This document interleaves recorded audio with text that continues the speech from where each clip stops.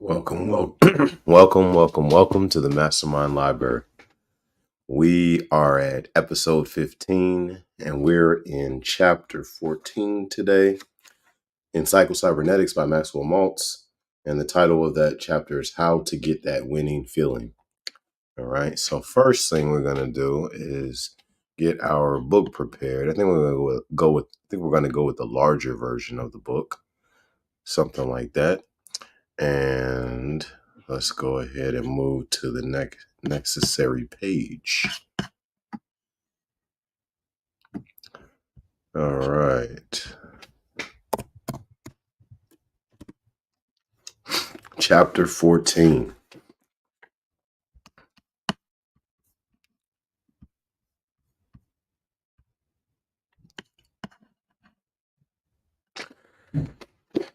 How to get that winning feeling. Your automatic creative mechanism is teleological. That is, it operates in terms of goals and end results.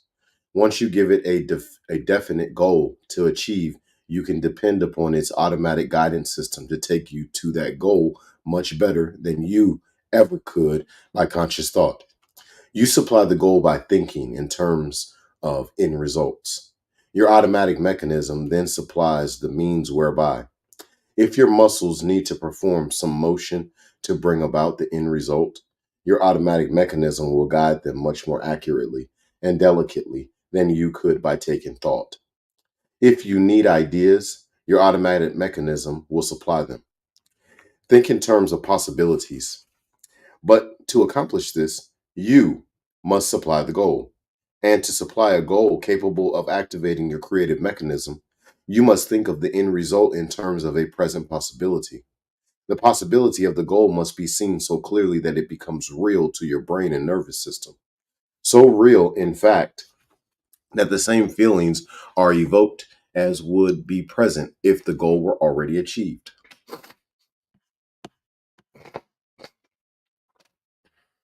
This is not so difficult, nor so mystical as it may first appear. You and I do it every day of our lives. What, for example, is worry about possible unfavorable future results, accompanied by feelings of anxiety, inadequacy, or perhaps humiliation? For all practical purposes, we experience this very same emotions in advance that would be appropriate if we had already failed. We picture failure to ourselves, not vaguely or in general terms, but vividly and in great detail. We repeat the failure images over and over again to ourselves. We go back in memory and dredge up memory images of past failures. Remember what has been emphasized earlier. Our brain and nervous system cannot tell the difference between a real experience and one which is vividly imagined. Our automatic creative mechanism always acts and reacts appropriately to the environment, circumstance, or situation. The only information concerning the environment, circumstance, or situation available to it is what you believe to be true concerning them. Your nervous system, excuse me, your nervous system can't tell real failure from imagined failure. Thus, if we dwell upon failure and continually picture failure to ourselves in such vivid detail that it becomes real to our nervous system, we will experience the feelings that go with failure. On the other hand, if we keep our positive goal in mind and picture it to ourselves so vividly as to make it real, and think of it in terms of an accomplished fact, we will also experience winning feelings, self confidence, courage, and faith that the outcome will be desirable. We cannot consciously peek into our creative mechanism and see whether it is geared for success or failure, but we can determine its presence set by our feelings. When it is set for success, we experience that winning feeling.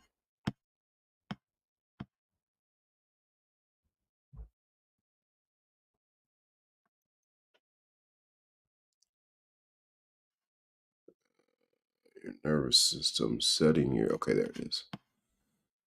Setting your machinery for success. And if there is one simple secret to the operation of your unconscious creative mechanism, it is this: call up, capture, evoke the feeling of success. When you feel successful and self confident, you will act successfully. When the feeling is strong, you can literally do no wrong. The winning feeling itself does not cause you to operate successfully, but it is more in the nature of a sign or symptom that we are geared for success. It is more like a thermometer, which does not cause the heat in the room, but measures it. However, we can use this thermometer in a very practical way. Remember, when you experience that winning feeling, your internal machinery is set for success. Too much effort to consciously bring about spontaneity is likely to destroy spontaneous action. It is much easier and more effective to simply define your goal or end result. Picture it to yourself clearly and vividly. Then simply capture the feeling you would experience if the desirable goal were already an accomplished fact. Then you are acting spontaneously and creatively. Then you are using the powers of your subconscious mind. Then your internal machinery is geared for success.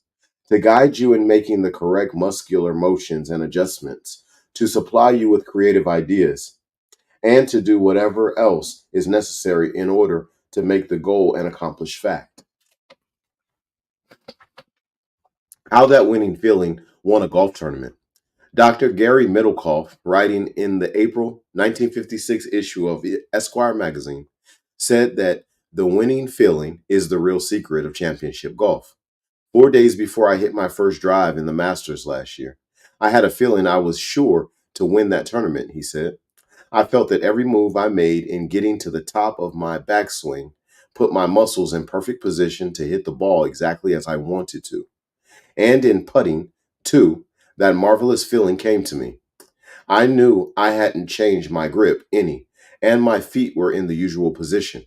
But there was something about the way I felt that gave me a line to the cup just as clearly as if it had been tattooed on my brain. With that feeling, all I had to do was swing the clubs and let nature take its course.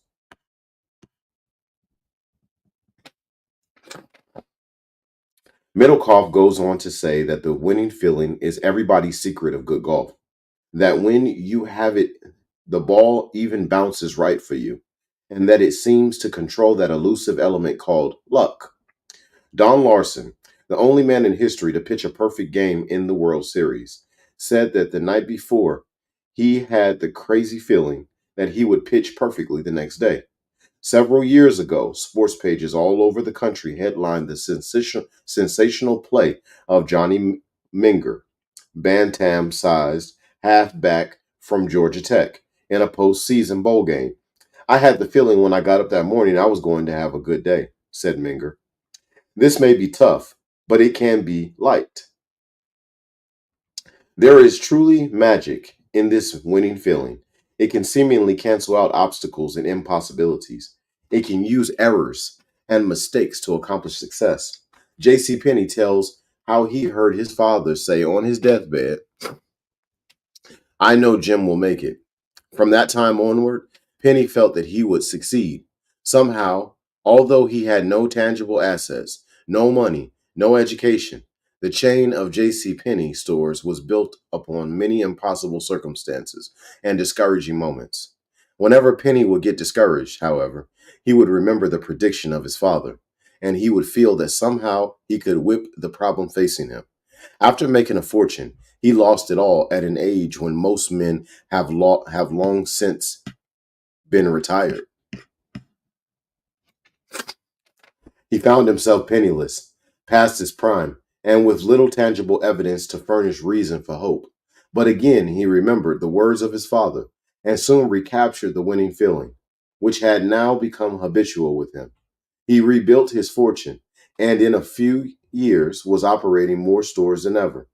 Henry J. Kaiser has said, when a tough, challenging job is to be done, I look for a person who possesses an enthusiasm and optimism for life, who makes a zestful, confident attack on his daily problems, one who shows courage and imagination, who pins down his buoyant spirit with careful planning and hard work, but says, this may be tough, but it can be light.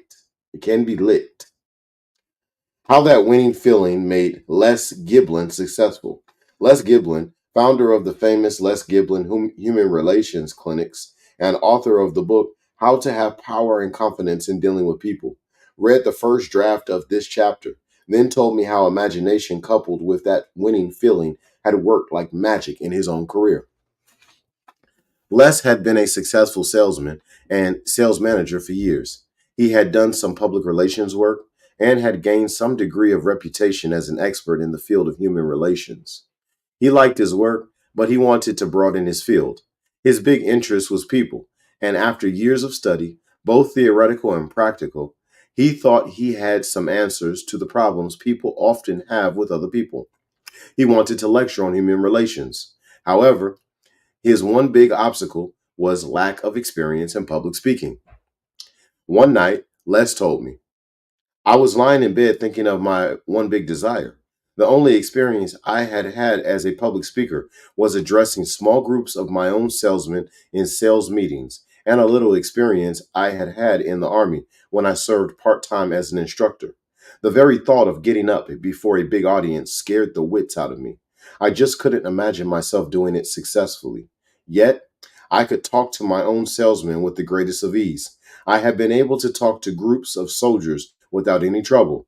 Lying there in bed, I captured in my memory the feeling of success and confidence I had had in talking to these small groups.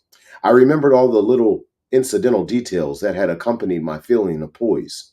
Then, in my imagination, I pictured myself standing before a huge audience and making a talk on human relations. And at the same time, having the same feeling of poise and self confidence I had had with smaller groups. I pictured to myself in detail just how I would stand. I could feel the pressure of my feet on the floor. I could see the expressions on the people's faces, and I could hear the applause. I saw myself making a talk successfully, going over with a bang.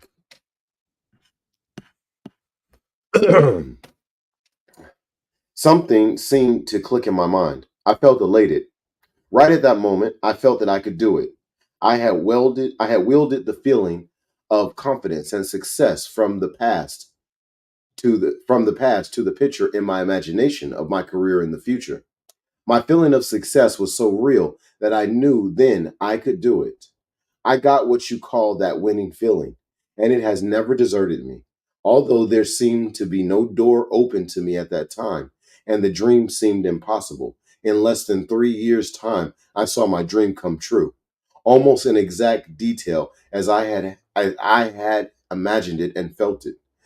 Because of the fact that I was relatively unknown and because of my lack of experience, no major booking agency wanted me. They didn't deter me. I booked myself and still do. I have more opportunities for speaking engagements than I can field. Today, Les Giblin is known as an authority on human relations. It is not unusual for him to earn several $1,000s for a single night's work.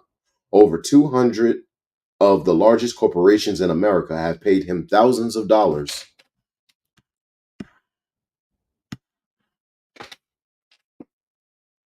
Over 200 of the largest corporations in America have paid him thousands of dollars to conduct human relations clinics for their employees. His book, How to Have Confidence and Power, has become a classic in the field. And it all started with a picture in his imagination and that winning feeling. How science explains that winning feeling. The science of cybernetics throws new light on just how the winning feeling operates. We have previously shown how electronic servo mechanisms make use of stored data, comparable to human memory, to remember successful actions and repeat them. Skill learning is largely a matter of trial and error practice until a number of hits or successful actions have registered in the memory.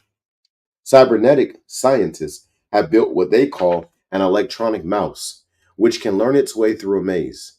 The first time through, the mouse makes numerous errors. It constantly bumps into walls and obstructions. But each time it bumps into an obstruction, it turns 90 degrees and tries again. If it runs into another wall, it makes another turn and goes forward again. Eventually, after many, many errors, stops and turns, the mouse gets through the open space in the maze. The electronic mouse, however, remembers the turns which were successful, and the next time through, These successful motions are reproduced or played back, and the mouse goes through the open space quickly and efficiently. The object of practice is to make repeated trials, constantly correct errors until a hit is scored.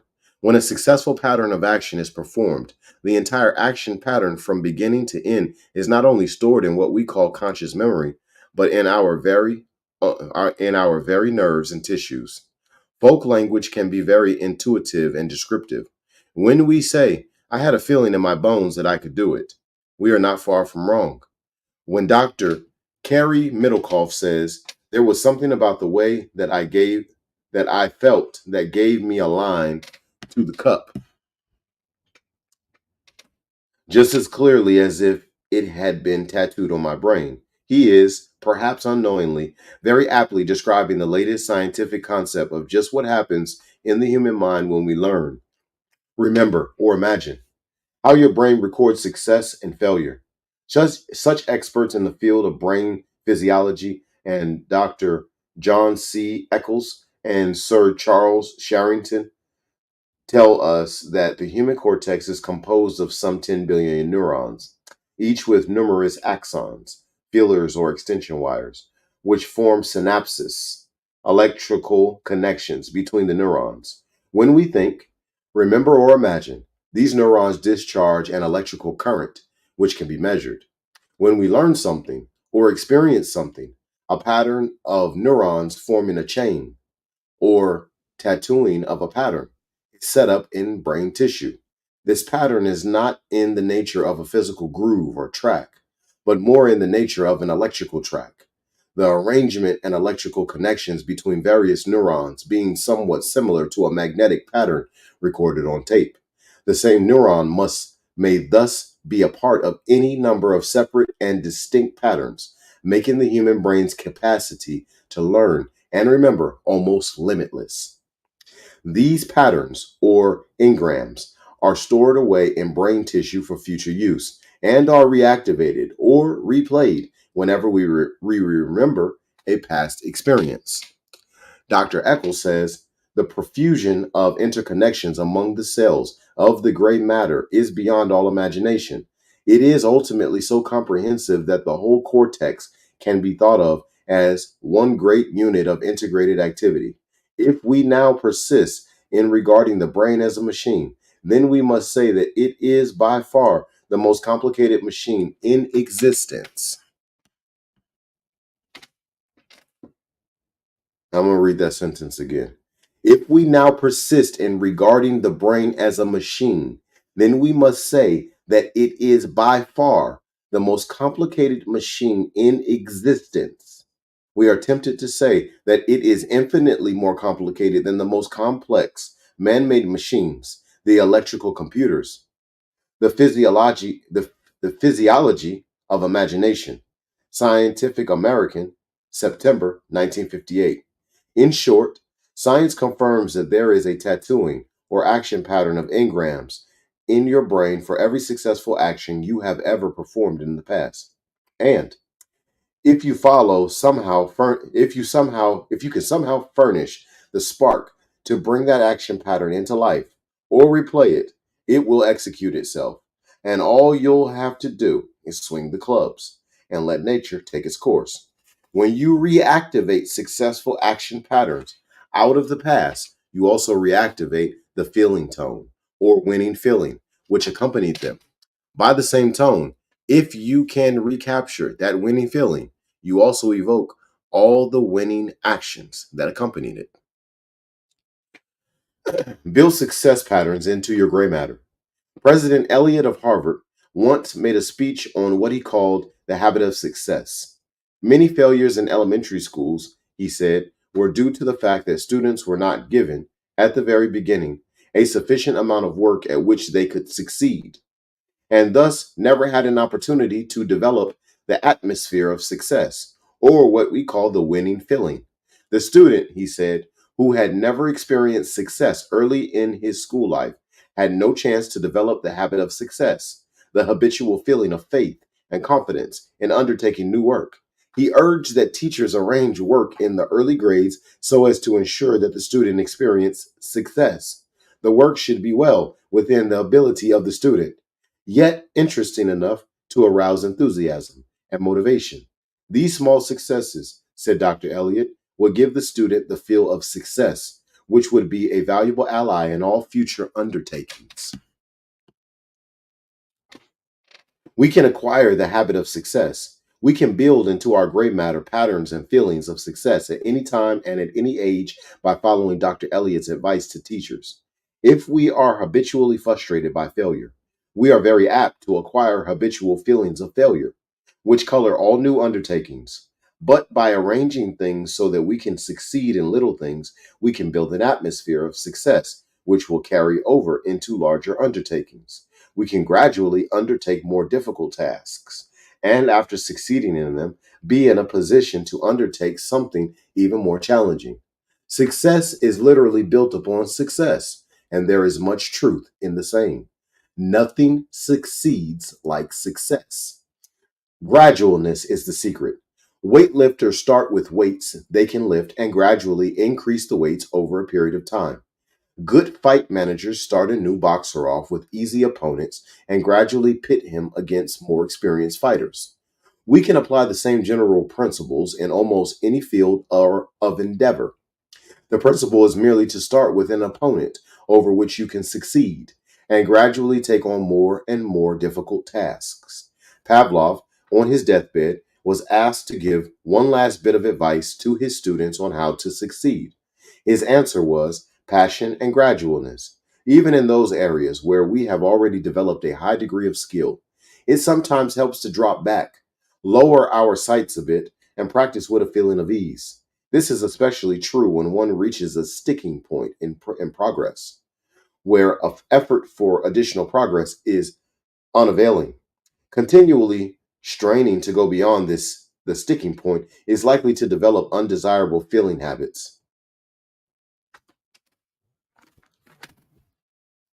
Somebody's calling me.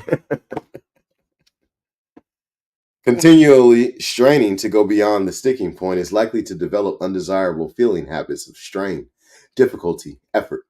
Under such conditions, weightlifters reduce the amount of weight on the bar and practice easy lifting for a while. A boxer who shows signs of going stale is pitted against a number of easier opponents. Albert Tangora, for many years the world champion speed typist, used to practice typing slow at half normal speed whenever he reached a plateau where further increase in speed seemed impossible. I know a prominent salesman who uses the same principle to get himself out of a sales slump. He stops trying to make big sales.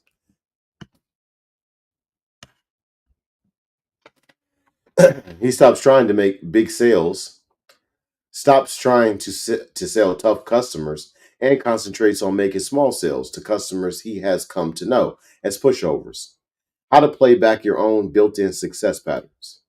Everyone has at some time or another been successful in the past. It does not have to have it does not have to have been a big success.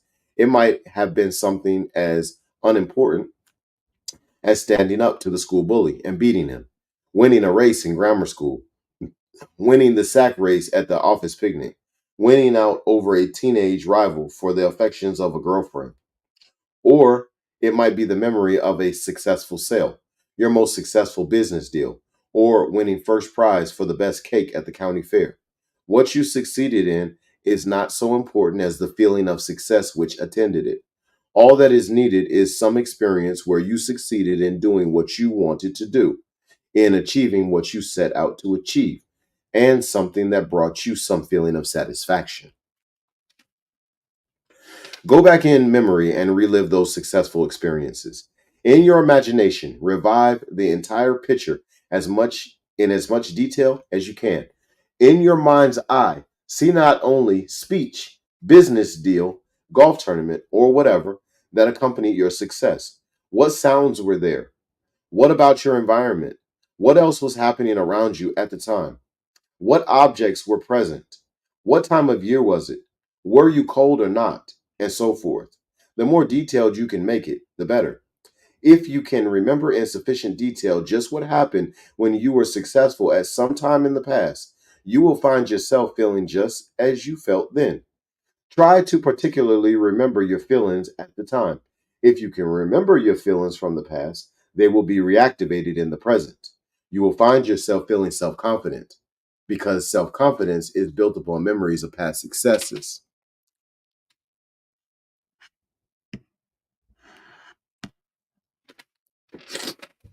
Now, after arousing this general feeling of success, give your thoughts to the important sale, conference, speech, business deal, golf tournament, or whatever that you wish to succeed in now. Use your creative imagination to picture yourself just how you would act and just how you would feel if you had already succeeded. Positive and constructive worry. Mentally, begin to play with the idea of complete and inevitable success. Don't force yourself. Don't attempt to coerce your mind. Don't try to use effort or willpower to bring about the desired conviction. Just do what you do when you worry. Only worry about a positive goal and a desirable outcome rather than about a negative goal and an undesirable outcome.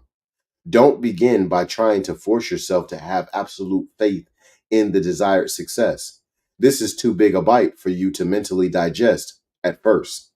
Use gradualness. Begin to think about the desired end result as you do when you worry about the future.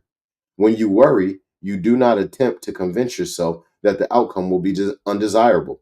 Instead, you begin gradually. You usually begin with a suppose. Just suppose such and such a thing happens, you say mentally to yourself. You repeat this idea over and over to yourself.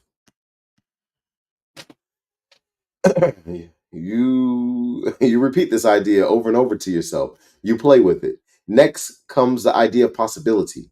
Well, after all, you say, such a thing is possible. It could happen. Next comes mental imagery. You begin to picture to yourself all the various negative possibilities. You play these imaginative pictures over and over to yourself, adding small details and refinements.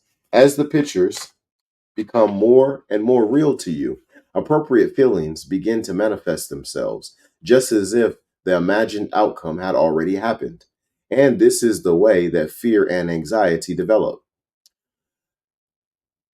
How to cultivate faith and courage. Faith and courage are developed in exactly the same way.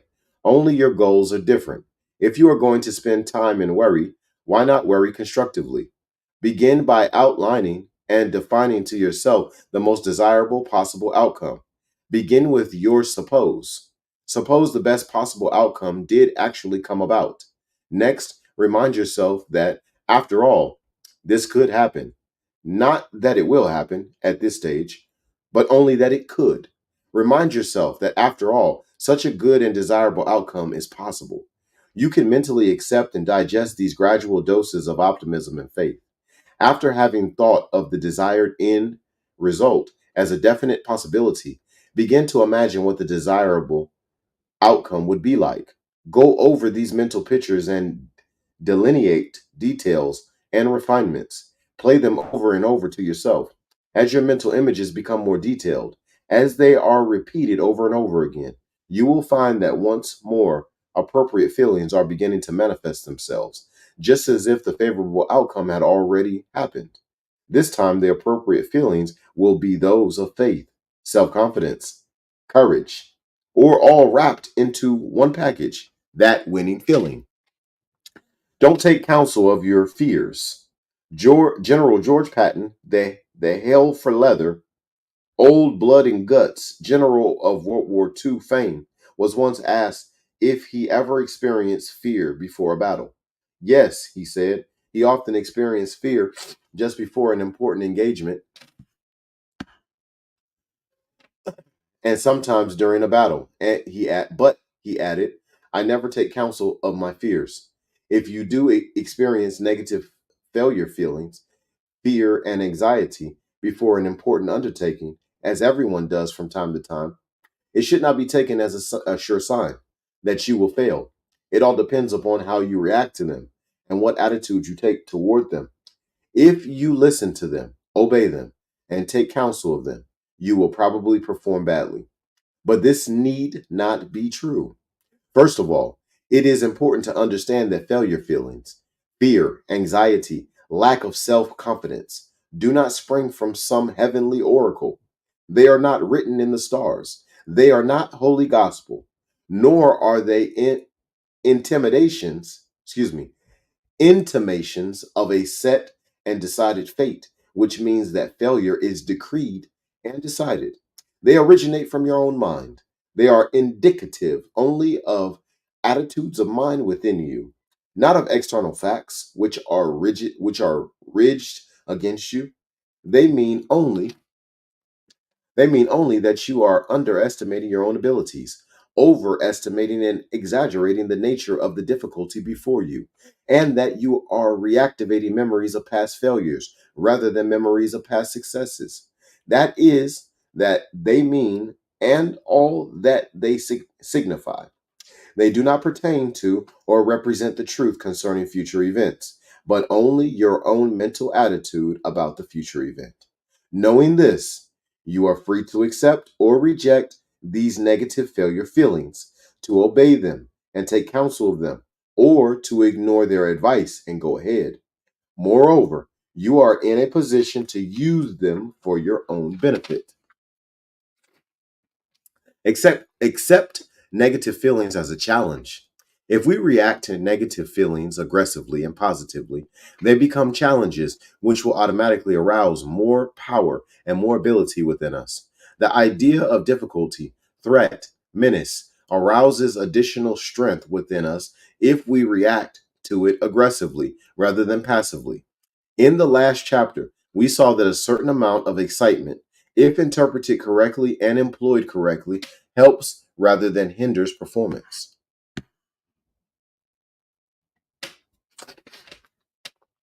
It all depends upon the individual and his attitudes, rather whether negative feelings are used as assets or liabilities. One striking example of this is the experience of Dr. J.B. Ryan, head of Duke University's parapsychology laboratory. Ordinarily, says Dr. Ryan, negative suggestions, distractions, expressions of disbelief on the part of onlookers will have a decided adverse effect upon a subject's scoring when he is trying to guess the order of cards in a special deck or is being tested in any other way for telepathic ability. Praise, encouragement, pulling for the subject nearly always causes him to score better. Discouragement and negative suggestions can almost always be counted upon to send the test scoring down immediately and dramatically. However, occasionally, a subject will take such negative suggestions as challenges and perform even better. For example, a subject by the name of Pierce consistently scored well above pure chance, five correct calls out of a deck of 25 cards. Dr. Ryan decided to try challenging Pierce to do even better. He was challenged before each trial with a wager that he would not get the next card right. It was evident during the run that Pierce was being stirred up to a high pitch of intensity. The bet was simply a convenient way of leading him on to throw himself into the test with enthusiasm, said Dr. Ryan. Pierce called all 25 cards correctly. Lillian, a 9-year-old, did better than average when nothing was at stake and she had nothing to worry about if she failed. She was then placed in a minor pressure situation by being offered 50 cents if she called all cards in the deck correctly. As she went through the test, her lips moved constantly as if talking to herself. She called all 25 cards correctly. When she was asked what she had been saying to herself, she revealed her aggressive, positive attitude to the threat by saying, I was wishing I was wishing all the time that I could get 25.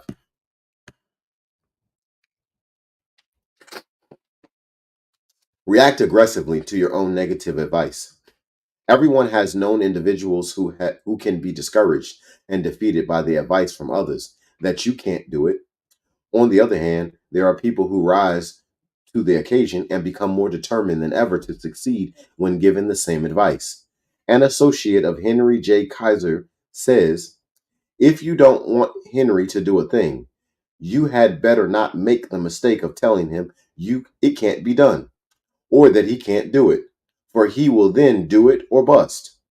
It is not only possible, but entirely practical to react in the same aggressive, positive manner to the negative advice of our own feelings as we can and should when the negative advice comes from others.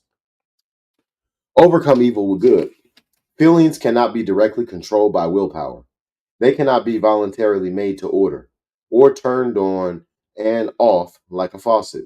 If they cannot be commanded, however, they can be wooed. If they cannot be controlled by a direct act or will, they can be controlled indirectly. A bad feeling is not dispelled by conscious effort or willpower. It can be dispelled, however, by another feeling. If we cannot drive out a negative feeling by making a frontal assault upon it, we can accomplish the same result by substituting a positive feeling. Remember that feeling follows imagery. Feeling coincides with and is appropriate to what our nervous system accepts as real or the truth about environment. Whenever we find ourselves experiencing undesirable feeling tones, we should not concentrate upon the undesirable feeling, even to the extent of driving it out. Instead, we should immediately concentrate upon positive imagery, upon filling the mind with wholesome, positive, desirable images, imaginations, and memories. If we do this, the negative feelings take care of themselves. They simply evaporate. We develop new feeling tones appropriate to the new imagery. If, on the other hand, we concentrate only upon driving out or attacking worry thoughts, we necessarily must we necessarily must concentrate upon negatives. And even if we are successful in driving out one worry thought, a new one, or even several new ones are likely to rush in, since the general mental atmosphere is still negative. Jesus warned us about sweeping the mind clean of one demon, only to have seven new ones move in if we left the house empty. He also advised us not to resist evil, but to overcome evil with good. The substitution method of curing worry. Dr. Matthew Chappell, a modern psychologist, recommends exactly the same thing in this book, How to Control Worry. Matthew N. Chappell, How to Control Worry, Macmillan Company, New York. We are worriers because we practice worrying until we become adept at it, says Dr. Chappelle. We habitually indulge in negative imagery out of the past and in anticipating the future. This worry creates tension. The worrier then makes an effort to stop worrying and is caught in a vicious cycle. Effort increases tension. Tension provides a worrying atmosphere. The only cure for worry, he says, is to make a habit out of immediately substituting pleasant, wholesome mental images for unpleasant worry images.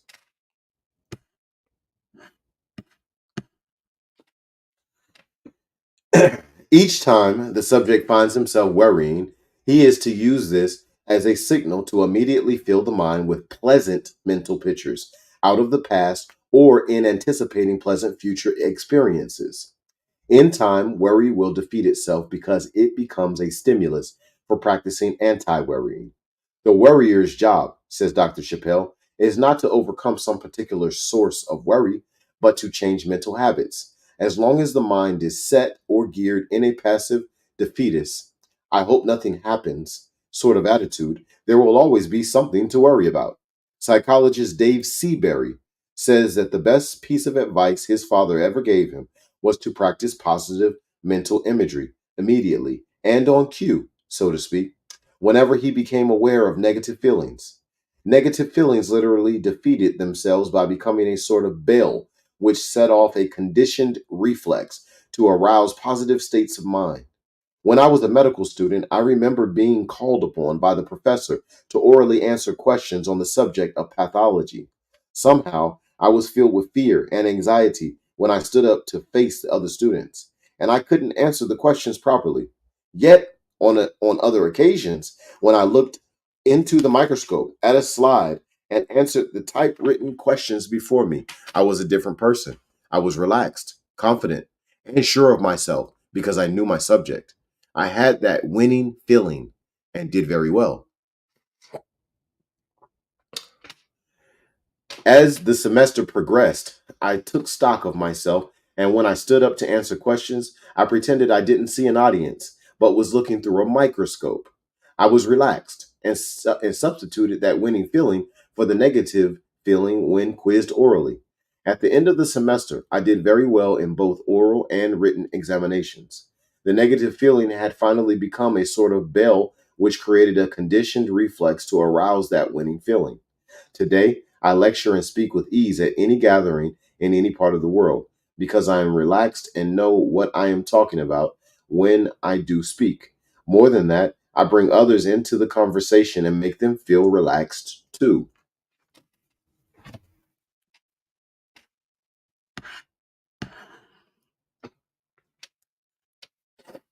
Throughout 25 years of practice as a plastic surgeon, I have operated on soldiers mutilated on the battlefield, children born with disfigurements, men, women, and children injured in accidents at home, on the highway, and in industry. These unfortunate people felt that they could never have that winning feeling. Yet, by rehabilitating them and making them look normal, they substituted their negative feelings, one of their negative feelings, one of hope in the future. In giving them another chance at capturing that winning feeling, I myself became skilled in the art of having that same feeling. In helping them improve their self image, I improve my own. All of us must do the same with our inner scars, our negative feelings, if we want to get more out of if we want to get more living out of life. The choice is up to you. Within you is a vast mental storehouse of past experiences and feelings, both failures and successes. Like inactive recordings on tape, these experiences and feelings are recorded on the neural engrams of your gray matter. There are recordings of stories with happy endings and recordings of stories with unhappy endings. One is as true as the other. One is as real as the other. The choice is up to you as to which you select for playback. Another interesting scientific finding about these engrams is that they can be changed or modified, somewhat as a tape recording may be changed by dubbing in additional material or by replacing an old recording with a new one by recording over it. Dr. Eccles and Sharrington tells us that the engrams in the human brain tend to change slightly each time they are played back.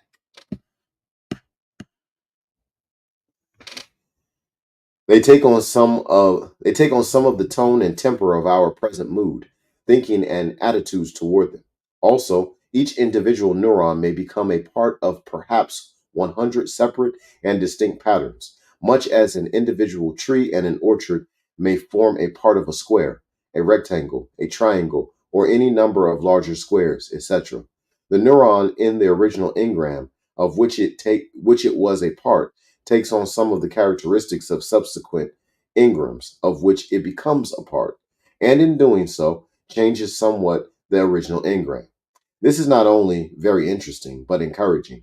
It gives us reason to believe that adverse and unhappy childhood experiences, traumas, etc., are not as permanent and as fatal as some earlier psychologists would have had us believe. We now know that not only does the past influence the present, but that the present clearly influences the past. In other words, we are not doomed or damned by the past because we did have unhappy childhood experiences and traumas which left engrams behind. Does not mean that we are at the mercy of these engrams or that our patterns of behavior are set, predetermined, and unchangeable. Our present thinking, our present mental habits, our attitudes toward past experiences, and our attitudes toward the future all have an influence upon old recorded engrams. The old can be changed, modified, replaced by our present thinking. Old recordings can be changed. Another interesting finding is that the more a given engram is activated or replayed, the more potent it becomes. Eccles and Sharrington tell us that the permanence of engrams is derived from synaptic efficacy, the efficiency and ease of connections between the individual neurons that make up the chain. And further, that synaptic efficiency improves with use and, diminishes with disuse. Here again, we have good scientific ground for forgetting and ignoring those unhappy experiences from the past and concentrating upon the happy and pleasant. By doing so, we strengthen those engrams having to do with success and happiness, and weaken those having to do with failure and unhappiness. These concepts have developed not from wild speculation, a weird mumbo jumbo about mentally constructed straw men such as the id, superego, and the like, but from sound scientific research into brain physiology. They are based on observable facts and phenomena, not fanciful theories. They go a long way toward restoring the dignity of man as a responsible child of God, able to cope with his past and plan his future, as opposed to the image of man as helpless victim of his past experiences. The new concept does carry a responsibility, however. No longer can you derive sickly. Let's see where we are. The new concept. Okay. The new concept does carry a responsibility, however. No longer can you derive sickly comfort from blaming your parents, society, your early experiences, or the injustices of others for your present troubles. These things may and should help you understand how you got where you are. Blaming them or even yourself for the past mistakes, however, will not solve your problem or improve your present or your future. There is no merit in blaming yourself. The past explains how you got there, but where you go from here is your responsibility. The choice is yours. Like a broken photograph, you can keep on playing the same old broken record of the past, reliving past injustices, pitying yourself for past mistakes, all of which reactivates failure patterns and failure feelings, which color your present and your future. Or, if you choose, you can put on a new record and reactivate success patterns and that winning feeling, which help you do better in the present and promise a more enjoyable future. When your phonograph is playing music you don't like, you do not try to force it to do better. You do not use effort or willpower. You do not bang the phonograph around. You do not try to change the music itself. You merely change the record being played, and the music takes care of itself.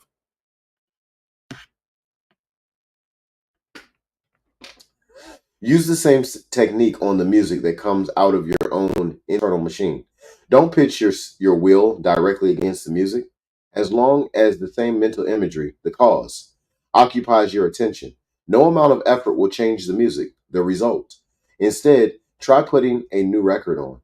Change your mental imagery, and the feelings will take care of themselves.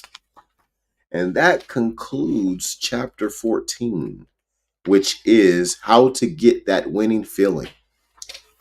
You know, I made a lot of poor decisions when I was in high school, and I paid a hefty price for it. I got stabbed while I was in high school in the back, and that was a major wake up call for me. And I had dropped out of high school. I had did a bunch of things that just didn't make any sense, and this was one of the first times in later adolescence to young adulthood where I had developed that winning feeling. I was just tired of the losses. I was tired of the way that my parents looked at me, and tired of the way that other people were experiencing me, or they were reacting to me. And I was just sitting back like, man, I'm really intelligent. Like, yeah, I had a few mistakes or whatever, but like, I skipped grades. I was, I was tagged by the state of California as an official prodigy. So how is it that I'm being reacted to by people this way? And it was my behavior. It was the failure mechanism that I was activating. I was living in sadness, living in uh, being second place, living in all of these things that weren't me. But after I got stabbed, I had dropped out of high school and all these other things, didn't get to walk across the stage 2 times. After all of that, I said, you know what, man, I'm winning. I'm matter of fact, I said I already won. I already won. And shortly after that, I got a job at Warwick Plumbing and Heating. They're called Warwick Mechanical Group today. And I used to work at the Newport News Shipyard, Northrop Grumman. This was in 2002 and 2003. And I used to go to the 7-Eleven right down the street every day. And I would buy a newspaper, Virginia Pilot, and the Daily Press. I only used to read the sports page. But at the end of almost all of the sports pages that I can remember from that time period, the sports editors would put their phone number up there. I used to call them and say, hey, y'all need some help? And I got my first win in life because of that. Real win. 19 years old, after dropping out of high school and barely graduating, I get hired at the Virginia Pilot newspaper as a sports reporter. But it's all because of that winning feeling. I came to a conclusion in my mind that winning was the only option, and it was already done. And when that happened, everything fell into my lap. And I've been using that right there. I just learned this information in the Psycho Cybernetics years ago, maybe 5-6 years ago. I learned about this winning feeling from the perspective of Maxwell Maltz. But I developed that winning feeling at least 20 years ago, and I've been consistent with it ever since. And I'm so thankful. Today, I've been married 9 years. This is the very first time I've ever been married. I've raised 6 children with my wife. 5 of them are still in the house. One of them is 23 years old. The success that comes from making up your mind is massive. But you have to organically and authentically make up your mind for this to work the way that it's supposed to. But when you do it, the success mechanism works for you exactly the way he says that it does in this book.